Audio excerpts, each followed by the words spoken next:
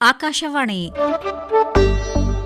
ವಿಶ್ವ ಪುಸ್ತಕ ದಿನ ಹಾಗೂ ಹಕ್ಕು ಸ್ವಾಮ್ಯ ದಿನಾಚರಣೆಯ ಪ್ರಯುಕ್ತ ವಿಶೇಷ ರೂಪಕ ಓದೋಣ ಪುಸ್ತಕ ಬೆಳೆಸೋಣ ಮಸ್ತಕ. ರಚನೆ ಡಾ. ಸ್ವಾಮಿರಾವ್ ಕುಲಕರ್ಣಿ. ನಿರ್ಮಾಣ ಡಾ. ಸದಾನಂದ ಪೆರ್ಲಾ. ಬಾಳ ಕತ್ತಲೆಯ ದಾರಿಯಲಿ, ಬಾಳ ಕತ್ತಲೆಯ ದಾರಿಯಲಿ ಬೆಳಕು ನೀಡುವ ದೀಪ ಪುಸ್ತಕ, ಪುಸ್ತಕ, ಪುಸ್ತಕ, ಪುಸ್ತಕ, ಪುಸ್ತಕ.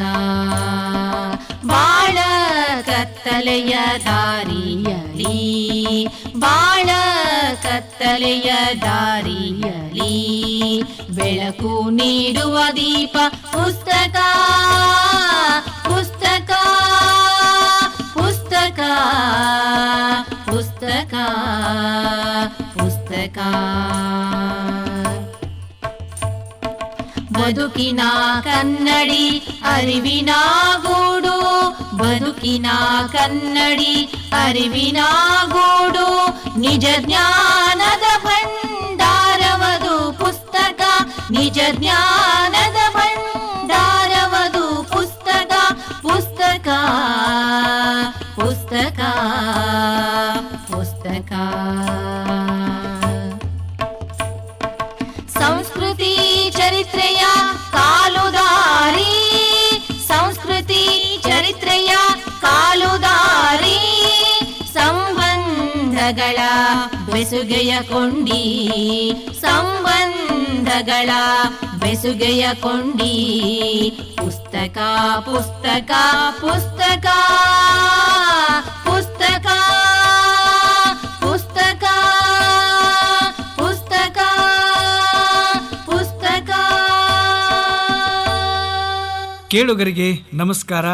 ವಿಶ್ವ ಪುಸ್ತಕ ಹಾಗೂ ಹಕ್ಕು ಸ್ವಾಮ್ಯ ದಿನಾಚರಣೆಯ ಶುಭಾಶಯಗಳು. ಕೇಳುಗರೆ, ನನ್ನ ಹೆಸರು ಗ್ರಂಥ ಅಂತ. ನನ್ನ ಹೆಸರು ಕೃತಿ.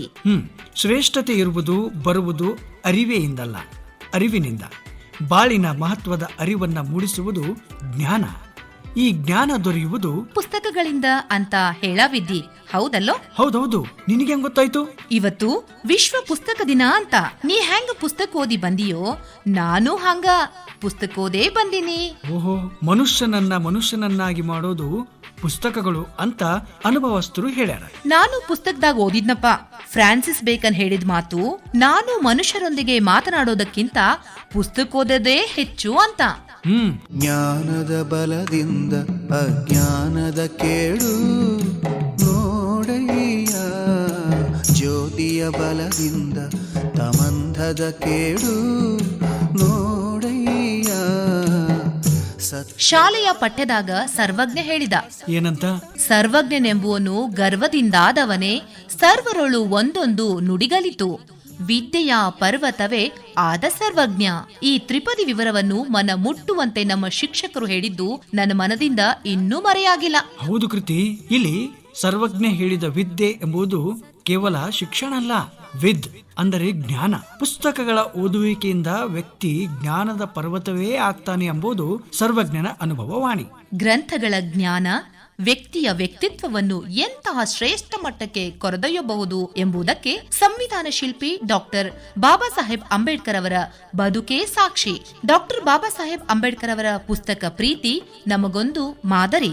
ಸರಿಯಾಗಿ ಹೇಳಿದೆ ನೋಡು. ನಿಮ್ಮಲ್ಲಿ 2 ರೂಪಾಯಿ ಇದ್ದರೆ 1 ರೂಪಾಯಿ ಅನ್ನಕ್ಕೆ, 2 ರೂಪಾಯಿ ಪುಸ್ತಕ ಖರೀದಿಗೆ ಖರ್ಚು ಮಾಡಿರಿ ಎಂಬುದು ಡಾಕ್ಟರ್ ಅಂಬೇಡ್ಕರ್ ಅವರ ಮುಖ್ಯ ವಿಚಾರ.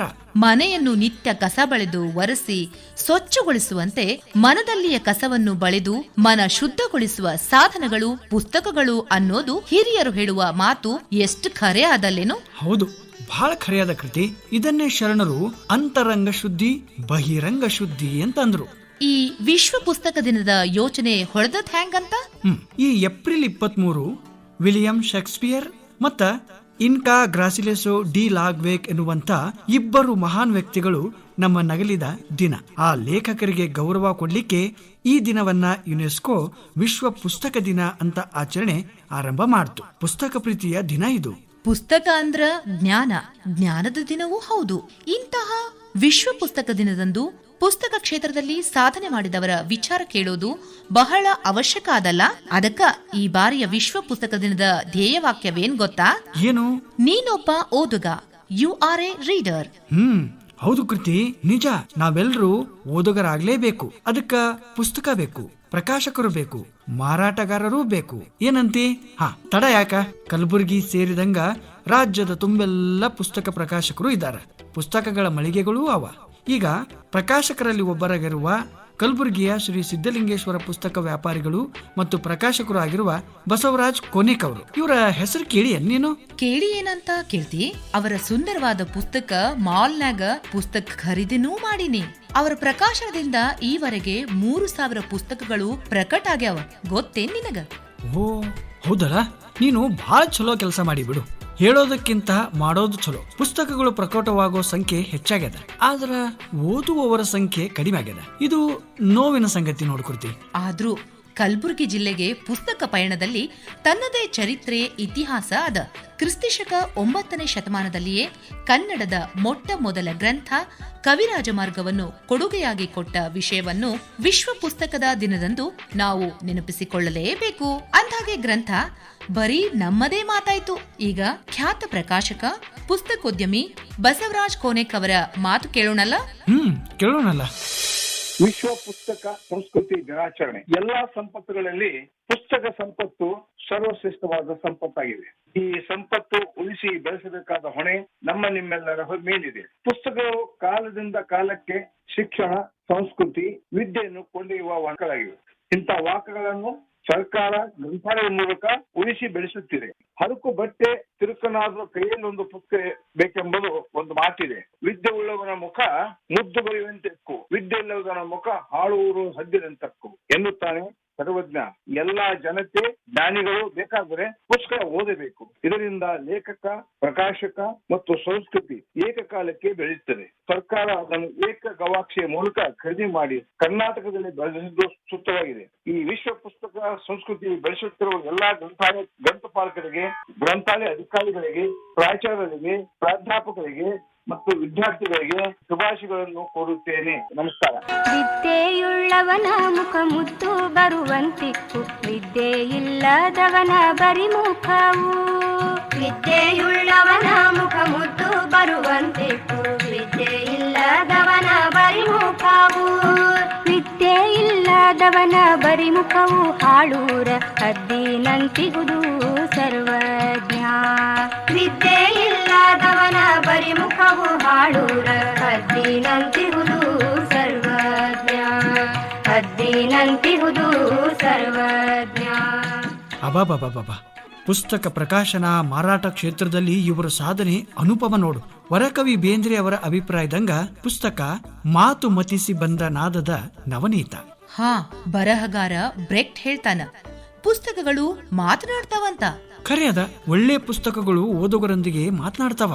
ಮಕ್ಕಳ ಮಾನಸಿಕ ವಿಕಾಸದಲ್ಲಿ ಪುಸ್ತಕಗಳ ಪಾತ್ರ ಮಹತ್ವದ್ದೆಂಬುದು ಮನಃಶಾಸ್ತ್ರಜ್ಞರ ಅಭಿಪ್ರಾಯ ಅದ. ನಾವು ಓದಿದ್ ನೆನಪು ನೋಡು. ಏನು?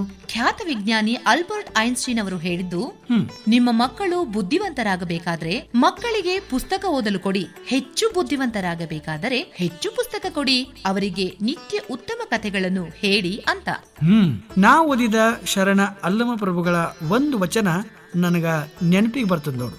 ಹೇಮ ನಿನ್ನದಲ್ಲ, ಒಡವೆ ನಿನ್ನದಲ್ಲ, ಕಾಮಿನಿ ನಿನ್ನವಳಲ್ಲ ಅನ್ನೋ ವಚನದಾಗ ಪ್ರಭುಗಳು ನಿನ್ನ ಒಡವೆ ಎಂಬುದು ಜ್ಞಾನರತ್ನ ನೋಡ ಎನ್ನುವಲ್ಲಿ ಪುಸ್ತಕಗಳು ಜ್ಞಾನರತ್ನ ಅಂತ ಹೇಳಿದ್ದು ಪುಸ್ತಕಗಳ ಸತ್ವ, ತತ್ವ, ಮಹತ್ವಕ್ಕೆ ಸಾಕ್ಷಿ ನೋಡು. ಗ್ರಂಥ ಮೊನ್ನೆ ನಮ್ ಹಳ್ಳಿಗೆ ಹೋಗಿದ್ದೆ. ಅಲ್ಲಿ ಊರ್ ಹೊರಗಿನ ಗುಡಿ ಕಟ್ಟಿ ಮ್ಯಾಲ ಇಬ್ರು ಹಿರಿಯರು ಮಾತಾಡ್ತಿದ್ರು. ಏನಂತ? ನಾನು ಅಲ್ಲೇ ಕುಳಿತಿದ್ದೆ. ಅವರ ಮಾತು ಕಿವಿ ಬಿದ್ದು. ಒಬ್ಬ ಹಿರಿಯರು ಹೇಳ್ತಿದ್ರು, ಹಿಂದಿನ ಕಾಲದಾಗ ಕಲ್ಲಿನಿಂದ ಬೆಂಕಿ ಹಚ್ತಿದ್ರಂತ. ಅದಕ್ಕ ಇನ್ನೊಬ್ಬ ಹಿರಿಯರು ಹೇಳಿದ್ರು, ಅದೇನ್ ಮಹಾ, ಇಂದಿನವರು ಮಾತಿನಿಂದಲೇ ಬೆಂಕಿ ಹಚ್ತಾರಂತ. ಮಾತಿಗೆ, ಬರಹಕ್ಕೆ ಅಂಥ ಶಕ್ತಿ ಇದೆ ಅಂತ. ನಿನ್ನ ಮಾತು ಬರೋಬ್ಬರಿ ನೋಡು ಕೃತಿ. ಮಕ್ಕಳ ತಜ್ಞರೊಬ್ಬರ ಬರೆದ ಲೇಖನದಲ್ಲಿ ನಾ ಓದಿದ್ದೆ. ಅಂಕಿ ಅಂಶಗಳ ಪ್ರಕಾರ ಜರ್ಮನಿ ದೇಶದಲ್ಲಿ 12 ಮಕ್ಕಳಿಗೆ ಒಂದು ಪುಸ್ತಕ ಪ್ರಕಟ ಆದ್ರೆ ನಮ್ಮ ದೇಶದಲ್ಲಿ 20,000 ಮಕ್ಕಳಿಗೆ ಒಂದು ಪುಸ್ತಕ ಪ್ರಕಟ ಆಗ್ತದಂತ. ಹೌದಾ? ಅಂದ್ರ ಮಕ್ಕಳಿಗೆ ಓದಲು ಬೇಕಾದ ಪುಸ್ತಕಗಳ ಕೊರತೆ ಆದ ಅಂದಂಗಾಯ್ತು. ಬರಹಗಾರರು, ಪ್ರಕಾಶಕರು ಈ ವಿಷಯದ ಕುರಿತು ಆಲೋಚಿಸಬೇಕಾದ ಅವಶ್ಯಕತೆ ಅದ. ಈ ವಿಷಯದ ಕುರಿತು ತಮ್ಮ ವಿಚಾರಗಳನ್ನ ಅಪ್ಪಾರಾವ್ ಅಕ್ಕೋಣಿಯವರು ನಮ್ ಜೊತೆ ಹಂಚಿಕೊಂಡಾರ. ಹೌದಾ? ಕಲಬುರಗಿಯ ಕನ್ನಡ ನಾಡು ಲೇಖಕರ ಓದುಗರ ಸಹಕಾರಿ ಸಂಘದ ಅಧ್ಯಕ್ಷರಾಗಿರುವ ಅಪ್ಪಾರಾವ್ ಅಕ್ಕೋಣಿಯವರ ಮಾತುಗಳನ್ನ ಈಗ ಕೇಳೋಣಲ್ಲ. ಕೇಳೋಣಲ್ಲ. ನಾನು ಕೇಳಿದ್ದೆ. ಸಹಕಾರಿ ತತ್ವದ ಮೇಲೆ ಆರಂಭಗೊಂಡಿರುವ ಕ್ರಿಯಾಶೀಲವಾಗಿರುವ ಪುಸ್ತಕ ಪ್ರಕಾಶಕರು ನಮ್ಮ ನಾಡಿನಲ್ಲಿದ್ದಾರೆ. ಪುಸ್ತಕ ಓದುವಲ್ಲಿ ಅಭಿರುಚಿ ಸೃಷ್ಟಿಸುವಲ್ಲಿ ಹಲವು ಕಾರ್ಯಕ್ರಮ ಏರ್ಪಡಿಸುತ್ತಿರುವ ವಿಶೇಷ ಸಂಘಟನೆಗಳು ಇದ್ರೆ ಎಲ್ರೂ ಓದುಗರಾಗಬಹುದು. ಏನಂತಿ? ಹೌದು ಕೃತಿ. ಓದುಗರೆ, ಸಾಹಿತ್ಯಾಸಕ್ತರೇ ಸದಸ್ಯರಾಗಿರುವ ಸಂಘಟನೆ ಬೇಕು. ಸರಾಸರಿ ಪ್ರತಿ ವರ್ಷ 10 ಪುಸ್ತಕಗಳಂಗ ಈ 13 ವರ್ಷಗಳಲ್ಲಿ ನಿಜಕ್ಕೂ ಹೆಮ್ಮೆಯ ಕೆಲಸ ಮಾಡ್ಯದ. ಪುಸ್ತಕೋದ್ಯಮ ಇತ್ತೀಚಿನ ಪದ ಪ್ರಯೋಗ. ಮೊದಲಿಗೆ ಪುಸ್ತಕ ಪ್ರಕಾಶನ, ಪುಸ್ತಕ ಮಾರಾಟ, ಪುಸ್ತಕ ವ್ಯಾಪಾರ ಮುಂತಾದ ಶಬ್ದಗಳಿಗೆ ಸೀಮಿತವಾಗಿತ್ತು. ಪುಸ್ತಕ ವ್ಯವಹಾರಕ್ಕೆ ಸಾಲ ಕೊಡಲು ಅನುಕೂಲ ಮಾಡುವುದಕ್ಕೋಸ್ಕರ ಇದನ್ನು ಉದ್ಯಮವಾಗಿ ಪರಿಗಣಿಸಲು ಈ ಶಬ್ದವನ್ನು ಚಾಲ್ತಿಯಲ್ಲಿ ಬಂತು. ಪುಸ್ತಕೋದ್ಯಮ ಸ್ವಾತಂತ್ರ್ಯ ನಂತರ ಬಹಳ ಚೆನ್ನಾಗಿ ಬೆಳೆಯತೊಡಗಿತು. ಇದೇ ಸಂದರ್ಭದಲ್ಲಿ ಕೇರಳದಲ್ಲಿ ಸಹಕಾರಿ ಕ್ಷೇತ್ರದಲ್ಲಿ ರೈಟರ್ಸ್ ಗಿಲ್ಡ್ ಅನ್ನು ಪ್ರಾರಂಭಿಸಲಾಯಿತು. ಬಹಳ ಚೆನ್ನಾಗಿ ಕೆಲಸ ಮಾಡಿತು. ಆದರೆ ಏಕೋ ಏನೋ ಈಗ ಅದು ನಿಂತು ಹೋಗಿದೆ. ಕರ್ನಾಟಕದಲ್ಲಿಯೂ ಕೂಡ ಸಹಕಾರಿ ಕ್ಷೇತ್ರದಲ್ಲಿ ರೈಟರ್ಸ್ ಗಿಲ್ಡ್ ಮಾದರಿಯಲ್ಲಿ ಒಂದು ಸಂಘವನ್ನು ಸ್ಥಾಪಿಸಲು ಸಿದ್ದಯ್ಯ ಪುರಾಣಿಕರು ಪ್ರಯತ್ನಿಸಿದರು. ಕೆಲವರಿಂದ ಷೇರು ಹಣವನ್ನು ಕೂಡ ಸಂಗ್ರಹಿಸಿದರು. ಆದರೆ ಅವರಿಗೆ ಮುಂದುವರಿಯಲು ಸಾಧ್ಯವಾಗಲಿಲ್ಲ. ಪುರಾಣಿಕರು ಆ ವಿಚಾರವನ್ನು ಕೈಬಿಟ್ಟು ಸಂಗ್ರಹಿಸಿದ ಷೇರು ಹಣವನ್ನು ಹಿಂತಿರುಗಿಸಿದರು. ಡಾಕ್ಟರ್ ಹಾಮಾನಾಯಕರು ಗುಲ್ಬರ್ಗಾ ವಿಶ್ವವಿದ್ಯಾಲಯದ ಕುಲಪತಿಗಳಾಗಿ ಕಲಬುರಗಿಗೆ ಆಗಮಿಸಿದರು. ಆಗ ಸಾಹಿತ್ಯಾಸಕ್ತರು ಸುಮಾರು 40-50 ಜನ ಹಾಮಾನಾಯಕರ ನೇತೃತ್ವದಲ್ಲಿ ತಿಂಗಳಿಗೊಮ್ಮೆ ಐಡಿಯಲ್ ಫೈನ್ ಆರ್ಟ್ಸ್ ಇನ್ಸ್ಟಿಟ್ಯೂಟ್ ನಲ್ಲಿ ಸೇರುತ್ತಿದ್ದೆವು. ಸಹಕಾರಿ ಕ್ಷೇತ್ರದಲ್ಲಿ ರೈಟರ್ಸ್ ಗಿಲ್ಡ್ ಮಾದರಿಯಲ್ಲಿ ಒಂದು ಸಂಸ್ಥೆಯನ್ನು ಹುಟ್ಟುಹಾಕುವುದು ಒಳ್ಳೆಯದು ಎಂಬ ಸಲಹೆಯನ್ನು ನೀಡಿದರು. ಆದರೆ ಕುಲಪತಿ ಸ್ಥಾನಕ್ಕೆ ರಾಜೀನಾಮೆ ಕೊಟ್ಟ ಹಾಮಾನಾಯಕರು ಕಲಬುರಗಿಯಿಂದ ನಿರ್ಗಮಿಸಿದ ನಂತರ ಈ ಕೆಲಸ ಅಲ್ಲಿಗೆ ನಿಂತು ಹೋಯಿತು. ನಂತರ ವಾರ್ತಾ ಇಲಾಖೆ ಕೆಲಸದಿಂದ ನಿವೃತ್ತಿಯಾದ ನಂತರ ನಾನು ಸ್ನೇಹಿತರ ಸಲಹೆ ಪಡೆದು ಪುಸ್ತಕ ಸಂಸ್ಕೃತಿ ಬೆಳೆಸುವ ಉದ್ದೇಶವನ್ನಿಟ್ಟುಕೊಂಡು ಕನ್ನಡ ನಾಡು ಲೇಖಕರ ಮತ್ತು ಓದುಗರ ಸಹಕಾರ ಸಂಘವನ್ನು 2008ರಲ್ಲಿ ಸ್ಥಾಪಿಸಿದರು. ಕಲ್ಯಾಣ ಕರ್ನಾಟಕದ ಲೇಖಕರಿಗೆ ಪ್ರೋತ್ಸಾಹ ನೀಡುವುದು, ಯುವ ಜನಾಂಗದಲ್ಲಿ ಪುಸ್ತಕ ಓದುವ ಹವ್ಯಾಸ ಬೆಳೆಸುವುದು ಇದರ ಧ್ಯೇಯವಾಗಿದೆ. ಆಯ್ದ ಪುಸ್ತಕಗಳನ್ನು ಪ್ರಕಟಿಸುವುದು, ಲೇಖಕರಿಗೆ ಪ್ರಶಸ್ತಿ ನೀಡುವುದು, ಪುಸ್ತಕ ಮಾರಾಟ ಮಾಡುವುದು, ಶಾಲಾ ಕಾಲೇಜುಗಳಲ್ಲಿ ಓದೋಣ ಪುಸ್ತಕ ಗಳಿಸೋಣ ಮಸ್ತಕ ಯೋಜನೆಯಡಿ ಓದುಗರಿಗೆ ಪ್ರೋತ್ಸಾಹಿಸುವುದು, ಅವರಿಗೆ ಬಹುಮಾನ ನೀಡುವುದು ಸಂಘದ ಇನ್ನೊಂದು ಮುಖ್ಯ ಕಾರ್ಯಕ್ರಮ. ಪುಸ್ತಕೋದ್ಯಮ ನಡೆಸುವುದಕ್ಕೆ ಖಾಸಗಿ ಕ್ಷೇತ್ರದಲ್ಲಿಯ ಸ್ವಾತಂತ್ರ್ಯ ಇಲ್ಲಿ ಇರುವುದಿಲ್ಲ. ಸಹಕಾರಿ ಸಂಘದ ನಿಯಮಗಳ ಅಡಿಯಲ್ಲಿ ಕೆಲಸ ಮಾಡಬೇಕಾಗುತ್ತದೆ. ಖರ್ಚು ವೆಚ್ಚಗಳು ಸಂಘದ ಆರ್ಥಿಕ ನೀತಿ ನಿಯಮಗಳಿಗೆ ಅನುಗುಣವಾಗಿರಬೇಕು. ಹೀಗಾಗಿ ಪುಸ್ತಕ ಮಾರಾಟ ಒಂದು ಕಗ್ಗಂಟು. ಆದಾಗ್ಯೂ ನಮ್ಮ ಸಂಘ ಈ ಎಲ್ಲ ತೊಡಕುಗಳನ್ನು ನಿವಾರಿಸಿಕೊಂಡು ಮುನ್ನಡೆಯುತ್ತಿದೆ. ಇಲ್ಲಿಯವರೆಗೆ ಸುಮಾರು 130 ಲೇಖಕರ 135 ಪುಸ್ತಕಗಳನ್ನ ಪ್ರಕಟ ಮಾಡಲಾಗಿದೆ. ಬದ್ಧತೆಯುಳ್ಳ ಪ್ರಾಮಾಣಿಕ ಆಡಳಿತ ಮಂಡಳಿ ಇದ್ದರೆ ಸಂಘ ಯಶಸ್ವಿಯಾಗಲು ಸಾಧ್ಯವಿದೆ ಎಂಬುದು ಮಾತ್ರ ಅಷ್ಟೇ ಸತ್ಯ. ನಮಸ್ಕಾರ. ಜ್ಞಾನದಿಂದಲೇ ಇಹವು, ಜ್ಞಾನದಿಂದಲೇ ಪರವು, ಜ್ಞಾನವಿಲ್ಲದಿದ್ದರೆ ಸಕಲವು, ಜ್ಞಾನವಿಲ್ಲದಿದ್ದರೆ ಸಕಲವು ತನಗಿದ್ದು ಹಾನಿ ಕಾಣಯ್ಯ ಸರ್ವಜ್ಞ. ಮಸಿ ಹತ್ತಿದ ಕಂದೀಲು ಈ ನಮ್ಮ ಮನಸ್ಸು ಮತ್ತೆ ಬೆಳಗೀತು ಅದನ್ನೊಮ್ಮೆ ವರಸು ಅನ್ನೋ ಮಾತು ಪುಸ್ತಕಗಳಿಗೆ ಹೆಚ್ಚು ಅನ್ವಯ. ಕೃತಿ. ಒಳ್ಳೆಯ ಪುಸ್ತಕ ಸಾಮಾಜಿಕ ಹಿತ, ಸಾರ್ವತ್ರಿಕ ಪ್ರಜ್ಞೆ, ಸಾಮರಸ್ಯದ ಬದುಕಿಗೆ ಪ್ರೇರಕ ಆಗ್ಬೇಕು. ಹೌದಪ್ಪ. ಪತ್ರಿಕೆ, ಪುಸ್ತಕ, ಶಿಕ್ಷಕ ಈ 3 ಕಗಳು ಸಾಮಾಜಿಕ ಪರಿವರ್ತನೆಯ ಸಾಧನಗಳು. ಇದರಿಂದಾಗಿ ಇವುಗಳಿಗೆ ಜವಾಬ್ದಾರಿಗಳು ಜಾಸ್ತಿ. ಕೃತಿ. ಇಂದಿನ ಯುವ ಜನಾಂಗಕ್ಕೆ ಮಾರ್ಗದರ್ಶನ, ಹೊಸ ಅರಿವಿನ ಅಗತ್ಯ ಅದ. ಅದನ್ನ ಈ ಪುಸ್ತಕಗಳು ಪೂರೈಸ್ತವ. ಗ್ರಂಥ ಚರಿತ್ರೆಯಲ್ಲಿ ದಾಖಲಾದ ಸಂಗತಿ. ದೇಶದ ಸ್ವಾತಂತ್ರ್ಯಕ್ಕಾಗಿ ಪ್ರಾಣಾರ್ಪಣೆ ಮಾಡಿದ ಭಗತ್ ಸಿಂಗ್ನನ್ನು ಗಲ್ಲಿಗೇರಿಸುವ ಮೊದಲು ನಿನ್ನ ಕೊನೆಯ ಬಯಕೆ ಏನು ಅಂತ ಕೇಳಿದ್ರ, ನಾನು ಪುಸ್ತಕ ಓದ್ತಾ ಇದ್ದೀನಿ, ಕೊನೆ ಭಾಗ ಉಳಿದದ, ಅದು ಓದೋವರೆಗೂ ಸಮಯ ಕೊಡಿ ಅಂತ ಕೇಳಿದ್ನಂತ. ಪುಸ್ತಕ ಮುಗಿಸಿ ಗಲ್ಲಿಗೇರಿದ್ನಂತ. ಹೌದು ಕೃತಿ. ಮನ ಮಿಡಿಯುವಂತಹ ಘಟನೆ ಇದು. ಆಗ ಭಗತ್ ಸಿಂಗ್ಗ ಕೇವಲ 23 ವರ್ಷ ಅಂತ. ಆತನ ಪುಸ್ತಕ ಪ್ರೀತಿ, ದೇಶ ಪ್ರೇಮ ನಮ್ಮ ಯುವ ಜನಾಂಗಕ್ಕ ಒಂದು ಮಾದರಿ. ಹೌದು.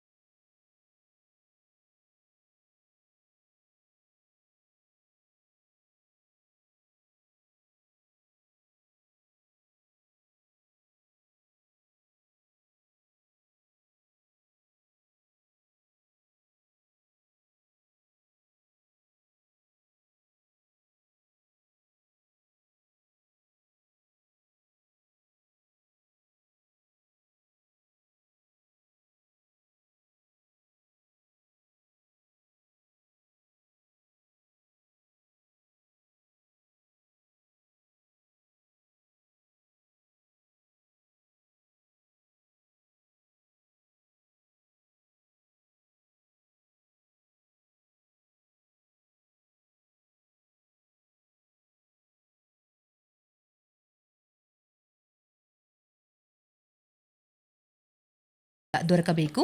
ಮಕ್ಕಳಲ್ಲಿ ಓದುವ ಅಭಿರುಚಿ ಬೆಳೆಯಲು ಪೂರಕ ಕಾರ್ಯಕ್ರಮ ವಾತಾವರಣ ಸಿಗಬೇಕು. ಮನೆಗಳಲ್ಲಿ ಪುಟ್ಟ ಗ್ರಂಥಾಲಯ ಆರಂಭಗೊಳ್ಳಬೇಕು. ಸಾರ್ವಜನಿಕ ಗ್ರಂಥಾಲಯ ಇಲಾಖೆ ಡಿಜಿಟಲ್ ಗ್ರಂಥಾಲಯ, ಇ ಪುಸ್ತಕ, ಆಡಿಯೋ ಪುಸ್ತಕಗಳ ಸೌಲಭ್ಯ ಆರಂಭಿಸಿದ. ಸಂಚಾರ ದೂರವಾಣಿಗಳಲ್ಲಿ ವಾಟ್ಸಪ್, ಫೇಸ್ಬುಕ್ಗಳ ಮೂಲಕವೂ ಕೂಡ ಓದುವ ಕೆಲಸ ನಡೆದದ. ಇದರೊಂದಿಗೆ ಬಯಲು ಗ್ರಂಥಾಲಯಗಳು ಆರಂಭವಾಗ್ಲಿಕತ್ತಾವ. ಅಂದಹಾಂಗ ಗ್ರಂಥ ಮೊನ್ನೆ ಪತ್ರಿಕೆಯಲ್ಲಿ ನಾನೊಂದು ವಿಸ್ಮಯಕಾರಿ ವರದಿ ಓದಿದೆ. ಹೌದಾ? ಏನದು ಕೃತಿ? ನನ್ಗಿಷ್ಟು ಹೇಳಲ್ಲ. ಮಾನವ ಪುಸ್ತಕ ಜೀವಂತ ಹೊತ್ತಿಗೆ ಹ್ಯೂಮನ್ ಲೈಬ್ರರಿಗಳು ಜನಪ್ರಿಯವಾಗುತ್ತಿವೆಯಂತೆ. ಏನದು? ಇದ್ರ ಬಗ್ಗೆ ನಾನು ಕೇಳೇ ಇಲ್ಲ. ಸ್ವಲ್ಪ ವಿವರಿಸಿ ಹೇಳ್ತ್ಯಾ? ಈ ಮಾನವ ಪುಸ್ತಕ ಯೋಜನೆಯ ರೂಪ ಪಡೆದದ್ದು ಕ್ರಿಸ್ತಶಕ 2000ರಲ್ಲಿ ಡೆನ್ಮಾರ್ಕ್ ದೇಶದಲ್ಲಿ ಆರಂಭವಾಯ್ತಂತ. ಈಗ 80 ದೇಶದೊಳಗ ಕಾರ್ಯರೂಪಕ್ಕೆ ಬಂದದಂತ. ಹೌದಾ? ಅಂದ್ರ ಭಾರತ ದೇಶದಾಗ್ನೂ ಬಂದದಂದಂಗಾಯ್ತು ಕೃತಿ. 2017ರೊಳಗ ಭಾರತದಲ್ಲಿ ಆರಂಭವಾಗ್ಯದ. ಮುಂಬೈ, ದೆಹಲಿ, ಕಲ್ಕತ್ತಾ, ಹೈದರಾಬಾದ್, ಚೆನ್ನೈ, ಬೆಂಗಳೂರು ಆಯ್ದ ನಗರಗಳಲ್ಲಿ ಈ ಮಾನವ ಪುಸ್ತಕ ಗ್ರಂಥಾಲಯ ಜನಪ್ರಿಯವಾಗ್ಲಿಕತ್ತದ. ಮತ್ತ ಇದು ಕಾರ್ಯಚಟುವಟಿಕೆ ಹೆಂಗ್ ಮಾಡ್ತದ ಅಂತ? ಈ ಗ್ರಂಥಾಲಯದೊಳಗ ಪುಸ್ತಕಗಳ ಬದಲು ಪುಸ್ತಕಗಳ ಲೇಖಕರೇ ಇರ್ತಾರ. ಓದುಗರು ಇವರೊಂದಿಗೆ ಚರ್ಚೆ, ಸಂವಾದದ ಮೂಲಕ ಪುಸ್ತಕದ ಬದುಕಿನ ಜ್ಞಾನ ಪಡೆದುಕೊಳ್ಳಬಹುದು. ಅಲ್ಲ, ಈ ಕಾರ್ಯ ಮಾಡೋರೇ ಯಾರು ಅಂತೀನಿ. ನೋಡಪ್ಪ, ಮಾನವ ಪುಸ್ತಕ ಗ್ರಂಥಾಲಯ ಸಂಘಟಕರು ವಾರಕ್ಕೊಂದು ದಿನ 30-40 ಲೇಖಕರನ್ನು ಸೇರಿಸ್ತಾರಂತ. ಓದುಗರು ತಮ್ಮ ಹೆಸರನ್ನು ಮೊದಲೇ ನೋಂದಾಯಿಸಿಕೊಳ್ಬೇಕಂತ. ಇಂತಹ ಲೇಖಕರೊಂದಿಗೆ ಮುಖಾಮುಖಿ ಅಂತ ಪ್ರತಿಯೊಬ್ಬರಿಗೆ 20 ನಿಮಿಷಗಳ ಸಮಯ ಕೊಡ್ತಾರಂತ. ಭಾರಿ ವಿಚಿತ್ರದ ಬಿಡು ಇದು. ಆದ್ರೂ ಸತ್ಯ. ಈ ರೀತಿಯಿಂದಾದ್ರೂ ಪುಸ್ತಕ ಪ್ರೀತಿ ಬೆಳಿಲಿ ಅಂತ ಅಂದಂಗ ಕೃತಿ, ಇವತ್ತಿನ ಯುವ ಜನಾಂಗಕ್ಕ ಸ್ಪರ್ಧಾತ್ಮಕ ಪರೀಕ್ಷೆಗಳನ್ನ ಎದುರಿಸುವಲ್ಲಿ, ಉತ್ತಮ ಉದ್ಯೋಗ ಪಡೆಯುವಲ್ಲಿ ಪುಸ್ತಕಗಳ ಪಾತ್ರವೂ ಕೂಡ ಬಹಳ ಮುಖ್ಯದ ನೋಡು. ಹೌದು, ಪುಸ್ತಕಗಳಂದ್ರ ಬಹಳಷ್ಟು ಜನರಲ್ಲಿ ಕೇವಲ ಕಾವ್ಯ, ಕಥೆ, ಕಾದಂಬರಿ, ಪ್ರಬಂಧ ಬರೀ ಇವೆ ಅನ್ನೋ ಭ್ರಮೆ ಅದ. ವಿಜ್ಞಾನ, ತಂತ್ರಜ್ಞಾನ, ಮಾರುಕಟ್ಟೆ, ಪರಿಸರ, ವೈದ್ಯಕೀಯ, ಆರೋಗ್ಯ ಇವುಗಳೂ ಪುಸ್ತಕಗಳೇ. ಇಂಥ ಪ್ರಕಾರಗಳಲ್ಲಿ ಸ್ಪರ್ಧಾತ್ಮಕ ಪರೀಕ್ಷೆಯನ್ನು ಎದುರಿಸುವ ಜ್ಞಾನವನ್ನು ನೀಡುವ ಪುಸ್ತಕಗಳ ಸಂಖ್ಯೆ ಗಣನೀಯವಾಗಿದೆ. ಗ್ರಂಥ ಮತ್ತೆ ನಿಂದೀಗ ಮತ್ತ ಈ ಪುಸ್ತಕ ಪ್ರಕಟಿಸುವಾಗ ಕಾಪಿರೈಟ್ ಅಂತಾರಲ್ಲ, ಏನದು? ಅದಾ ಪುಸ್ತಕದ ಹಕ್ಕು ಸ್ವಾಮ್ಯ. ಅದು ಪುಸ್ತಕಕ್ಕೂ ತನ್ನದೇ ಆದಂತಹ ಒಂದು ಕಾನೂನು ಅದ, ನಿಯಮ ಅದ. ಪುಸ್ತಕದ ಹಕ್ಕು ಸ್ವಾಮ್ಯವು ಲೇಖಕರು ಇಲ್ಲವೇ ಲೇಖಕರ ಅನುಮತಿಯೊಂದಿಗೆ ಪ್ರಕಾಶಕರದು ಇರ್ತದೆ. ಹೌದಾ? ಅಂದ್ರ ಈ ಪುಸ್ತಕದ ಮಾರಾಟ, ಅದರಲ್ಲಿರುವ ವಿಷಯಕ್ಕೆ ಜವಾಬ್ದಾರಿ ಲೇಖಕರು ಅಥವಾ ಪ್ರಕಾಶಕರಿಗೆ ಸೇರಿರ್ತದಂತ. ಹೌದಲ್ಲ? ಹೌದು. ಇತ್ತೀಚೆಗೆ ಕೃತಿ ಚೌರ್ಯವೂ ಕೂಡ ಹೆಚ್ಚಾಗ್ಲಿಕ್ಕತ್ತದ. ಇನ್ನೊಬ್ಬರು ಬರೆದಂತ ಪುಸ್ತಕವನ್ನ ಯಥಾವತ್ತಾಗಿ ಅಥವಾ ಅದರಲ್ಲಿರುವ ಕೆಲವು ಭಾಗಗಳನ್ನ ತಮ್ಮದೇ ಬರಹ ಅಂತ ಇನ್ನೊಬ್ಬ ಲೇಖಕರು ಹಾಕಿಕೊಳ್ಳುವ ಸಾಧ್ಯತೆ ಇರ್ತದ. ಇದನ್ನ ತಪ್ಪಿಸಲಿಕ್ಕೆ ಈ ಹಕ್ಕು ಸ್ವಾಮ್ಯ ನಿಯಮದ ಅಡಿ ಲೇಖಕರು ಅಥವಾ ಪ್ರಕಾಶಕರು ನ್ಯಾಯದ ಮೊರೆಯನ್ನ ಹೋಗಬಹುದು. ಅಂದ್ರ ಪುಸ್ತಕದಾಗ ಈ ಹಕ್ಕು ಸ್ವಾಮ್ಯ ಯಾರ್ದು ಅಂತ ಹಾಕೋದು ಕಡ್ಡಾಯ ಅಂದಂಗಾಯ್ತು. ಕಾನೂನು ಪ್ರಕಾರ ಹಾಕೋದು ಕಡ್ಡಾಯ. ಯಾಕಂದ್ರ ಈ ಪುಸ್ತಕ ಪ್ರಕಟಣೆ, ಮಾರಾಟ ಒಂದು ದೊಡ್ಡ ಉದ್ಯಮ ಆಗ್ಯದ. ಈಗ ಭಾರತ ದೇಶ ಪುಸ್ತಕ ಪ್ರಕಾಶನದಾಗ ಇಡೀ ಜಗತ್ತಿನೊಳಗ 6ನೇ ಸ್ಥಾನ ಮತ್ತ ಮಾರಾಟದಲ್ಲಿ 7ನೇ ಸ್ಥಾನದಾಗ ಅದ ನೋಡು. ಓದೋರ್ ಸಂಖ್ಯೆ ಕಡಿಮೆ ಆಗ್ಯದಂದ್ರು ಪುಸ್ತಕ ಮಾರಾಟ ಆಗ್ತಾವಲ್ಲ, ಇದೊಂದು ವಿಚಿತ್ರ ಅಲ್ಲ? ನಮ್ ದೇಶದಾಗ ಪ್ರತಿ ವರ್ಷ 13,000 ಕೋಟಿ ರೂಪಾಯಿಗಳ ಮಾರಾಟ ವಹಿವಾಟು ನಡೀತದಂತ ಅಂಕಿಅಂಶಗಳು ಹೇಳ್ತಾವ್ ನೋಡು ಕೃತಿ. ಹೌದಾ ಗ್ರಂಥಣ್ಣ, ನಮ್ಮ ಮಾತಿಗೆ ಈಗ ಸ್ವಲ್ಪ ಮಿತಿ ಹಾಕೋಣ. ಈಗ ಈ ಪುಸ್ತಕಗಳು ಹಾಗೂ ಅವುಗಳ ಮಹತ್ವ ಕುರಿತು ಮಂಗಳೂರಿನ ಆಕೃತಿ ಆಶಯ ಪ್ರಕಾಶನ ಸಂಸ್ಥೆಯ ನಾಗೇಶ್ ಕಲ್ಲೂರ್ ಅವರಿಂದ ಮಾತು ಕೇಳೋಣಲ್ಲ? ಕೇಳೋಣಲ್ಲ. ನಮ್ಮೆಲ್ಲ ಓದುಗ ಮಿತ್ರರಿಗೆ ವಿಶ್ವ ಪುಸ್ತಕ ದಿನದ ಶುಭಾಶಯಗಳು. ಇವತ್ತು ನಾವು 3 ಗಳ ಮೂಲಕ ವಿಶ್ವ ಪುಸ್ತಕ ದಿನವನ್ನು ನೆನಪಿಸಿಕೊಳ್ಳಬೇಕು. ಅನ್ನ, ಅರಿವೆ ಮತ್ತು ಅಕ್ಷರ. ಆಹಾರ ಪ್ರತಿ ಜೀವಿಗೂ ಬೇಕು. ಅರಿವೆ ಮತ್ತು ಅಕ್ಷರ ಮನುಷ್ಯನನ್ನು ಇತರ ಜೀವಿಗಳಿಗಿಂತ ಭಿನ್ನವಾಗಿಸಿದೆ, ಮಾತ್ರವಲ್ಲ ಶ್ರೇಷ್ಠವಾಗಿಸಿದೆ ಕೂಡ. ಮನುಷ್ಯ ಜೀವಿ ಅನುಭವದಿಂದ ಸಂವಹನ ಸಾಧ್ಯವಾಯಿತು, ಸಂವಹನದಿಂದ ಮಾತು ಬಲಿಯಿತು, ಅಕ್ಷರ ಹುಟ್ಟಿತು. ತಲೆತಲಾಂತರದಿಂದ ಅನುಭವದ ಸಾರ, ಆವಿಷ್ಕಾರ, ಅನ್ವೇಷಣೆಗಳ ಜ್ಞಾನ ಮಸ್ತಕದಲ್ಲಿದ್ದು ಮೌಖಿಕವಾಗಿಯೇ ಇತ್ತು. ಅಕ್ಷರದ ಅನ್ವೇಷಣೆಯಿಂದ ಅವೆಲ್ಲವೂ ದಾಖಲಾಗಿ ಓದಿಗೆ ಒದಗಿ. ಓದಿ ಅಧ್ಯಯನ ನಿರತನಾದ ಮನುಷ್ಯ ಇವತ್ತು ಅಗಾಧ ಜ್ಞಾನ ರಾಶಿಯನ್ನು ತನ್ನ ಮಸ್ತಕದಲ್ಲಿ ಮಾತ್ರವಲ್ಲ, ಪುಸ್ತಕ ರೂಪದಲ್ಲಿಯೂ ದಾಖಲಿಸಿಕೊಂಡಿದ್ದಾನೆ. ಓದುವುದು ಬರಿಯ ಮನರಂಜನೆಗಲ್ಲ, ಕಾಲಕ್ಷೇಪವೂ ಅಲ್ಲ. ಓದು ಮನುಷ್ಯನ ಬದುಕನ್ನು ಹಸನಾಗಿಸಬೇಕು. ಹಿಂದಣ ಹೆಜ್ಜೆಯ ಸರಿಯದೆ ಮುಂದಣ ಹೆಜ್ಜೆಯ ನೀಡಲಾಗದು ಎಂಬ ಅಲ್ಲಮನ ಮಾತಿನಂತೆ ನಮ್ಮ ಪೂರ್ವಿಕರ ಅಗಾಧ ಜ್ಞಾನವನ್ನು ತಿಳಿದುಕೊಂಡು ಮುನ್ನಡೆಯಲು ದಾಖಲಿಸಿಟ್ಟ ಪುಸ್ತಕಗಳೇ ನಮಗೆ ದಾರಿದೀಪವಾಗುವುದು. ಓದು ಸರ್ವಜನ ಹಿತವನ್ನು ನಮ್ಮಲ್ಲಿ ಮೂಡಿಸುವಂತಿರಬೇಕು. ಮೃಗೀಯ ಸ್ವಾರ್ಥ ಕಳೆದು ಉದಾತ್ತ ಭಾವನೆಯನ್ನು ಮೂಡಿಸಿ ಮಾನವ ಜನ್ಮ ದೊಡ್ಡದು ಎನ್ನುವಂತಾಗಲು ಪುಸ್ತಕಗಳೇ ಮೂಲ ಕಾರಣ. ವಿಶ್ವ ಪುಸ್ತಕ ದಿನವನ್ನು ಪುಸ್ತಕ ಮತ್ತು ಓದಿನ ಹಬ್ಬವಾಗಿ ವಿಶ್ವದಾದ್ಯಂತ ಆಚರಿಸಲಾಗುತ್ತದೆ. ಯುನೆಸ್ಕೋ ಸಂಸ್ಥೆಯು ಇಂಗ್ಲೆಂಡಿನ ಪ್ರಸಿದ್ಧ ಲೇಖಕ ಚಾರ್ಲ್ಸ್ ಡಿಕನ್ಸ್ನ ನೆನಪಿಗಾಗಿ ವಿಶ್ವ ಪುಸ್ತಕ ದಿನವನ್ನು 1995 ಏಪ್ರಿಲ್ ತಿಂಗಳ ಇದೇ ದಿನದಂದು ಆರಂಭಿಸಿತು. ಅಲ್ಲಿಂದೀಚೆಗೆ ಪ್ರತಿ ವರ್ಷವೂ ಒಂದೊಂದು ಘೋಷವಾಕ್ಯವನ್ನಿಟ್ಟುಕೊಂಡು ಪುಸ್ತಕ ದಿನವನ್ನು ಆಚರಿಸಲಾಗುತ್ತಿದೆ. ಯು ಆರ್ ಎ ರೀಡರ್, ನೀನೋರ್ವ ಓದುಗ ಎಂಬುದು ಈ ವರ್ಷದ ಘೋಷವಾಕ್ಯವಾಗಿದೆ. 1150 ವರ್ಷಗಳ ಹಿಂದೆ ಚೀನಿ ಭಾಷೆಯ ಪ್ರಪಂಚದ ಮೊದಲ ಪುಸ್ತಕ ಪ್ರಕಟಗೊಂಡಿತ್ತು. 1557ರಲ್ಲಿ ಗೋವಾ ರಾಜ್ಯದಲ್ಲಿ ಭಾರತದ ಮೊದಲ ಪುಸ್ತಕ ಪ್ರಕಟಗೊಂಡಿತ್ತು. ಎಲ್ಲರೂ ತನ್ನವರೇ ಎಂಬ ಭಾವ ವಿಶ್ವದೆಲ್ಲೆಡೆ ಮೂಡಿ ಅನ್ನ ಅರಿವುಗಳನ್ನು ಹಂಚಿಕೊಳ್ಳುವ ಗುಣ ಬರಬೇಕು. ಪುಸ್ತಕ ಎಲ್ಲರನ್ನೂ ತಲುಪಲಿ, ಅದರಿಂದ ಸಾಮುದಾಯಿಕ ಕ್ಷೇಮ ಚಿಗುರಿ ವಿಶ್ವದ ಎಲ್ಲರೂ ಹಸಿವು ದಾರಿದ್ರ್ಯಗಳಿಂದ ಮುಕ್ತರಾಗಲಿ. ನಮಸ್ಕಾರ. ಭಾರಿ ಒಳ್ಳೆ ವಿಚಾರಗಳಿದ್ದು ನೋಡು ಕೃತಿ. ನಮ್ಮ ಜೀವನದ ನಿರರ್ಥಕ ದಿನ ಅಂತಂದ್ರ ನಾವು ಪುಸ್ತಕ ಓದದೇ ಇರುವಂತ ದಿನ. ಇದು ಹಿರಿಯರ ಅಭಿಪ್ರಾಯ ಕೂಡ ಆಗಿತ್ತು. ಹೌದಪ್ಪ, ಎಲ್ಲಾ ದಾರಿದ್ರ್ಯಗಳಲ್ಲಿ ಬೌದ್ಧಿಕ ದಾರಿದ್ರ್ಯ ಅತ್ಯಂತ ಅಪಾಯಕಾರಿ. ಹುಲ್ಕುಂದ ಭೀಮಕವಿ ಅನ್ನೋ ಲಾವಣಿಕಾರನ ಲಾವಣಿ ಕೇಳಿದ್ದಪ್ಪ. ಎಂಥ ಸರಳ ಅರ್ಥಪೂರ್ಣ ಹಾಡು, ನೀನು ಕೇಳಲ್ಲ? ಹೌದಾ, ಕೇಳಿಸು. ಸತ್ಯಾದ ಮಾತೊಂದನ್ನೇ ಪೀಗಿ ಬಂದಿತು, ಹೇಳ್ತೀನಿ ಕೇಳಿರಿ ನೀವೀಗ. ಮಹಾತ್ಮ ಹೇಳಿದ ಮುತ್ತಿನ ಮಾತ ಕೇಳಿರಿ ಕೇಳಿರಿ ನೀವೀಗ. ಯವ್ವ ಕೇಳಿರಿ ಕೇಳಿರಿ ನೀವೀಗ. ಯಪ್ಪ ಕೇಳಿರಿ ನೀವೀಗ. ಎಣ್ಣ ಕೇಳಿರಿ ಕೇಳಿರಿ ನೀವೀಗ. ಯಾಕ ಕೇಳಿರಿ ಕೇಳಿರಿ ನೀವೀಗ. ನಿರಕ್ಷರಿ ಜನರು ಯಾರ್ಯಾರು ಇರಬಾರ್ದ ಭರತ ಖಂಡದೊಳಗ. ನಿರಕ್ಷರಿ ಜನರು ಯಾರ್ಯಾರು ಇರಬಾರ್ದ ಭರತ ಖಂಡದೊಳಗ. ಹೌದ್ರಪ್ಪ. ನಿರಕ್ಷರಿ ಜನರು ಯಾರ್ಯಾರು ಇರಬಾರ್ದು ಭರತ ಖಂಡದೊಳಗ. ಸ್ವರಾಜ್ಯ ಸಿಕ್ಕಿತ್ತು ಸಾರ್ಥಕವಾದಿತು ಸರ್ವಾನು ಮತದೊಳಗ. ಯಪ್ಪ ಸರ್ವಾನು ಮತದೊಳಗ. ಯವ್ವ ಸರ್ವಾನು ಮತದೊಳಗ. ವಿದ್ಯೆ ಕಲಿತು ಬುದ್ಧಿವಂತರಾಗಿರಿ ಸತ್ಯ ಈ ಕಾಲದೊಳಗ. ಇದ್ದದ್ದು ಕಳ್ಳರು ಕತ್ತು ವೈವರ ವಿದ್ಯೆ ಉಳಿಯುವುದು ಹಾಂಗ. ಯವ್ವ ವಿದ್ಯೆ ಉಳಿಯುವುದು ಹಾಂಗ. ಯಪ್ಪ ವಿದ್ಯೆ ಉಳಿಯುವುದು ಹಾಂಗ. ಯಕ್ಕ ವಿದ್ಯೆ ಉಳಿಯುವುದು ಹಾಂಗ. ಎಣ್ಣ ವಿದ್ಯೆ ಉಳಿಯುವುದು ಹಾಂಗ. ಸತ್ಯದ ಮಾತೊಂದು ನೆಪ್ಪಿಗೆ ಬಂದೈತೆ, ಹೇಳ್ತೀನಿ ಕೇಳಿರಿ ನೀವೀಗ. ಮಹಾತ್ಮ ಹೇಳಿದ ಮುತ್ತಿನ ಮಾತ ಕೇಳಿರಿ ಕೇಳಿರಿ ನೀವೀಗ. ಯವ್ವ ಕೇಳಿರಿ ಕೇಳಿರಿ ನೀವೀಗ. ಯಪ್ಪ ಕೇಳಿರಿ ಕೇಳಿರಿ ನೀವೀಗ. ಎಣ್ಣ ಕೇಳಿರಿ ಕೇಳಿರಿ ನೀವೀಗ. ಯಕ್ಕ ಕೇಳಿರಿ ಕೇಳಿರಿ ನೀವೀಗ. ಯವ್ವ ಕೇಳಿರಿ, ಯಪ್ಪ ಕೇಳಿರಿ, ಎಣ್ಣ ಕೇಳಿರಿ, ಯಕ್ಕ ಕೇಳಿರಿ ಕೇಳಿರಿ ನೀವೀಗ.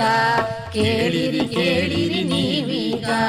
ಕೇಳಿರಿ ಕೇಳಿರಿ ನೀವೀಗ. ಆ ಜನಪದ ಕವಿಯ ಜ್ಞಾನದ ಬೈಕೆ ಅದ್ಭುತ ಅದ ನೋಡು.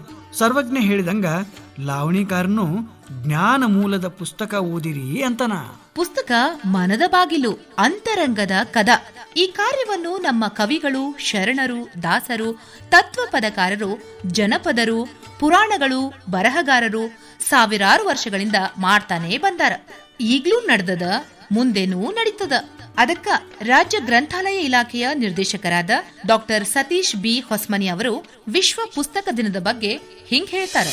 ನಾಡಿನ ಸಮಸ್ತ ಕೇಳುಗರಿಗೆ ವಿಶ್ವ ಪುಸ್ತಕ ಮತ್ತು ಕೃತಿಸ್ವಾಮ್ಯ ದಿನಾಚರಣೆಯ ಹಾರ್ದಿಕ ಶುಭಾಶಯಗಳನ್ನು ಸಲ್ಲಿಸಲಿಕ್ಕೆ ಇಷ್ಟಪಡ್ತಾ ಇದ್ದೇನೆ. ಯುನೆಸ್ಕೋ ಸಂಸ್ಥೆಯು 1995ರಲ್ಲಿ ಏನು ಪ್ಯಾರಿಸ್ನಲ್ಲಿ ನಡೆದಂತಹ ಸಾಮಾನ್ಯ ಸಭೆಯಲ್ಲಿ ಪ್ರತಿ ವರ್ಷ ಏಪ್ರಿಲ್ 23ರಂದು ವಿಶ್ವ ಪುಸ್ತಕ ದಿನಾಚರಣೆ ಆಚರಣೆ ಮಾಡಬೇಕು ಅಂತ, ವಿಶೇಷವಾಗಿ ಯುವ ಸಮೂಹವನ್ನ ಪುಸ್ತಕಗಳತ್ತ ಸೆಳೆಯುವುದು, ಜೊತೆಗೆ ಪ್ರತಿ ವರ್ಷ ಸಾಹಿತ್ಯದಲ್ಲಿ ಗಣನೀಯ ಸೇವೆ ಸಲ್ಲಿಸಿದ ಯುವಕರು ಹಾಗೂ ಮಕ್ಕಳಿಗೆ ಪ್ರಶಸ್ತಿ ನೀಡುವ ಮೂಲಕ ಆ ಒಂದು ಪರಿಪಾಠ ಅಂದಿನಿಂದ ಇಂದಿನವರೆಗೂ ಸಹಿತ ಬೆಳೆದು ಬಂದಿದೆ. ಅದರಲ್ಲೂ ಪ್ರಕಾಶಕರಿಗಾಗಿರ್ಬಹುದು ಮತ್ತೆ ಲೇಖಕರಿಗಾಗಿರ್ಬಹುದು, ಅವರನ್ನ ಯಾರು ಉತ್ತಮ ಪುಸ್ತಕಗಳನ್ನ ಪ್ರಕಟ ಮಾಡ್ತಾರೋ ಅದ್ರ ಜೊತೆಗೆ ಅತಿ ಹೆಚ್ಚಿನ ಸಂಖ್ಯೆಯಲ್ಲಿ ಪುಸ್ತಕಗಳನ್ನ ಪ್ರಕಟಿಸುತ್ತಾರೋ ಅವರಿಗೆ ಗೌರವವನ್ನು ನೀಡೋದ್ರ ಮೂಲಕ ಈ ಒಂದು ವಿಶ್ವ ಪುಸ್ತಕ ಮತ್ತೆ ಕೃತಿಸ್ವಾಮ್ಯ ದಿನವನ್ನ ಆಚರಣೆ ಮಾಡಲಾಗುತ್ತದೆ. ಓದಿನ ಖುಷಿಯನ್ನ ಹೆಚ್ಚಿಸುವ ಮೂಲಕ, ಓದಿನ ಗಮ್ಮತ್ತನ್ನ ಹೆಚ್ಚಿಸುವ ಮೂಲಕ ಉತ್ತಮ ಲೇಖಕರನ್ನ ಗೌರವಿಸುವ ಇದರ ಒಂದು ಪ್ರಾಮುಖ್ಯತೆ ಇದೆ ಅಂತ ಹೇಳಿ ಸಂದರ್ಭದಲ್ಲಿ ಹೇಳಲಿಕ್ಕೆ ಇಷ್ಟಪಡ್ತಾ ಇದೆ. ವಿಶೇಷವಾಗಿ ಗ್ರಂಥಾಲಯಗಳು, ಶಾಲಾ ಕಾಲೇಜುಗಳು, ವಿಶ್ವವಿದ್ಯಾಲಯಗಳು, ಹಲವಾರು ಸಾಂಸ್ಕೃತಿಕ ಸಂಘಟನೆಗಳು, ಸಾಹಿತ್ಯದ ವೇದಿಕೆಗಳು ಈ ಒಂದು ದಿನ ಅದರ ವಿಶೇಷತೆ ಏನಂತಂದ್ರೆ ವಿಲಿಯಂ ಶೇಕ್ಸ್ಪಿಯರ್ ಅವರ ಹುಟ್ಟಿದ ದಿನನೂ ಹಿಂದೆ ಮತ್ತೆ ಮರಣ ಹೊಂದಿದ ದಿನನೂ ಸಹಿತ ಇವತ್ತೇ ಅಂತ ಹೇಳಿ ನಾವು ಈ ಸಂದರ್ಭದಲ್ಲಿ ಹೇಳಬಹುದು. ವಿಶೇಷವಾಗಿ ಇವತ್ತು ಇಂದಿನ ಅತ್ಯಾಧುನಿಕ ತಂತ್ರಜ್ಞಾನವನ್ನ ಬಳಸೋದ್ರ ಮೂಲಕ ಇಡೀ ದೇಶದಲ್ಲಿಯೇ ಪ್ರಪ್ರಥಮ ಬಾರಿಗೆ ನಮ್ಮ ಕರ್ನಾಟಕ ರಾಜ್ಯದಲ್ಲಿ ಡಿಜಿಟಲ್ ಗ್ರಂಥಾಲಯಗಳನ್ನು ಪ್ರಾರಂಭ ಮಾಡಿದ್ದೇವೆ. 30 ಜಿಲ್ಲಾ ಕೇಂದ್ರ ಗ್ರಂಥಾಲಯಗಳು, 26 ನಗರ ಕೇಂದ್ರ ಗ್ರಂಥಾಲಯಗಳು, 216 ತಾಲೂಕು ಕೇಂದ್ರ ಗ್ರಂಥಾಲಯಗಳು ಮತ್ತು ಬಿಬಿಎಂಪಿ ವ್ಯಾಪ್ತಿಯಲ್ಲಿರ್ತಕ್ಕಂತಹ ಸುಮಾರು 100 ಗ್ರಂಥಾಲಯಗಳು ಸೇರಿ 372 ಗ್ರಂಥಾಲಯಗಳಲ್ಲಿ ನಾವು ಡಿಜಿಟಲ್ ಗ್ರಂಥಾಲಯ ಸೇವೆಯನ್ನು ನೀಡ್ತಾ ಇದ್ದೇವೆ. ಇಲ್ಲಿಯವರೆಗೆ 2,35,00,000 ಜನ ನಮ್ಮ ಆನ್ಲೈನ್ ಅಲ್ಲಿ ಸದಸ್ಯರು ನೋಂದಾವಣೆ ಮಾಡಿ 16 ಲಕ್ಷ ಈ ಕಂಟೆಂಟ್ ಗಳನ್ನ ಬಳಸ್ತಾ ಇದ್ದಾರೆ. ಈಗಾಗಲೇ ಕಳೆದ ಜನವರಿ 17ರಂದು ಏನು ಲಂಡನ್ ಇರ್ತಕ್ಕಂಥ ವರ್ಲ್ಡ್ ಬುಕ್ ರೆಕಾರ್ಡ್ ಸಂಸ್ಥೆ ವಿಶ್ವ ದಾಖಲೆ ಮಾಡುವುದರ ಮೂಲಕ ಇವತ್ತು ನಾವು ಜಗತ್ತಿಗೆ ಮಾದರಿಯಾಗಿದ್ದೇವೆ. ಭಾರತ ದೇಶದಲ್ಲಿ ನಾವು ಪ್ರಥಮ ಸ್ಥಾನ, ಇಡೀ ವಿಶ್ವದಲ್ಲೇ ಪ್ರಥಮ ಸ್ಥಾನದಲ್ಲಿ ಇದ್ದೇವೆ. 2ನೇ ಸ್ಥಾನವನ್ನ ಅಮೆರಿಕನ್ ಡಿಜಿಟಲ್ ಲೈಬ್ರರಿ ಹೊಂದಿದೆ. ವಿಶ್ವ ಪುಸ್ತಕ ಮತ್ತೆ ಕೃತಿಸ್ವಾಮ್ಯ ದಿನಾಚರಣೆಯ ಈ ಸುಸಂದರ್ಭದಲ್ಲಿ ಎಲ್ಲಾ ಓದುಗರಿಗೂ ಹಾರ್ದಿಕವಾದಂತಹ ಶುಭಾಶಯಗಳನ್ನ ಸಲ್ಲಿಸಲಿಕ್ಕೆ ಇಷ್ಟಪಡ್ತಾ ಇದ್ದೇನೆ. ಎಲ್ರಿಗೂ ನಮಸ್ಕಾರ. ಹೃದಯಗಳು ಜ್ವಾಲಾಮುಖಿಗಳಾದ್ರೆ ಅಲ್ಲಿ ಹೂಗಳು ಅರಳುವ ಬಗೆ ಹೇಗೆ? ಹೃದಯವಂತಿಕೆಯ ತೋಟದಲ್ಲಿ ಹೂಗಳು ಅರಳುತ್ತವೆ. ಅಂತ ಪುಸ್ತಕಗಳ ಹೂಬನವೊಂದು ನಿರ್ಮಾಣವಾಗ್ಲಿ ಅಂತ ವಿಶ್ವ ಪುಸ್ತಕ ದಿನದಂದು ನಾವೆಲ್ಲ ಬಯಸೋಣ, ಪ್ರಯತ್ನಿಸೋಣ, ಹಾರೈಸೋಣ. ಸಂಸ್ಕೃತಿ ಚರಿತ್ರೆಯ ಕಾಲುದಾರಿ, ಸಂಬಂಧಗಳ ಬೆಸುಗೆಯ ಕೊಂಡಿ, ಪುಸ್ತಕ ಪುಸ್ತಕ ಪುಸ್ತಕ ಪುಸ್ತಕ ಪುಸ್ತಕ ಪುಸ್ತಕ ಪುಸ್ತಕ.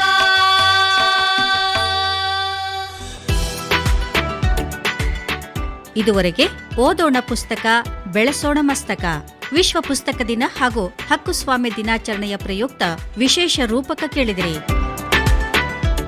ರಚನೆ ಡಾ ಸ್ವಾಮಿ ರಾವ್ ಕುಲಕರ್ಣಿ. ಹಾಡುಗಳನ್ನು ಹಾಡಿದವರು ಶಾರದಾ ಜಂಬಲದಿನ್ನಿ ಹಾಗೂ ಸಂಗಡಿಗರು. ನಿರೂಪಣೆ ಮಾಧುರಿ ಕುಲಕರ್ಣಿ. ಸಹ ನಿರೂಪಣೆ ಮತ್ತು ಸಂಕಲನ ಲಕ್ಷ್ಮೀಕಾಂತ್ ಪಾಟೀಲ್. ನಿರ್ಮಾಣ ಡಾ ಸದಾನಂದ ಪೆರ್ಲಾ. ಇದು ಕಲಬುರಗಿ ಆಕಾಶವಾಣಿ ಕೇಂದ್ರದ ಕಾರ್ಯಕ್ರಮ.